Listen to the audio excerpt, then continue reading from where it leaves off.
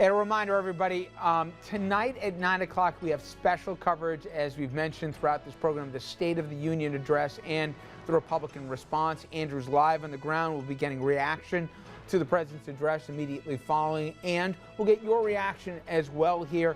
We'll be opening up our phone lines and getting your online reaction. That all coming up at 9 o'clock. But before we say goodbye, we wanted to say goodbye to a person whose music career impacted so many. Pete Seeger, a person who I actually got to know pretty well, being a Hudson Valley resident over the years. Now, the folk music icon, he died in his sleep at the age of 94.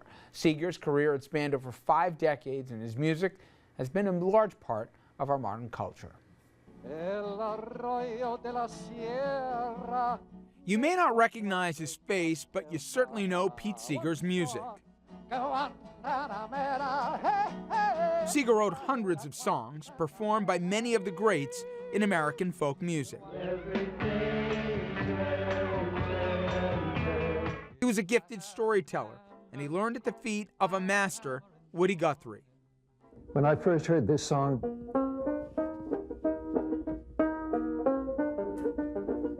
I said, that's just too simple.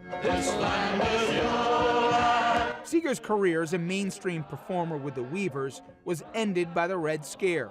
He was blacklisted and sent to jail for refusing to answer questions about his former ties with the Communist Party. He reemerged as a pioneer of protest music.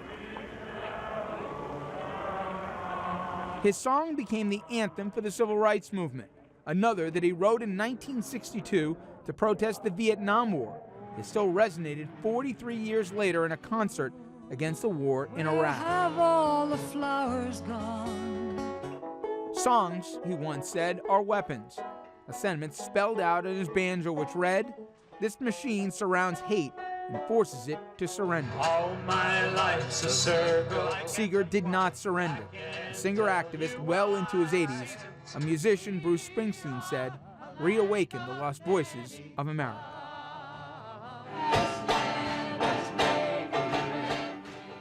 It's amazing how long he went, and I covered a lot of his stuff, and he was a guest on the program over the years too, with it, and he impacted so many, and they really talk about him still as one of their bigger influences.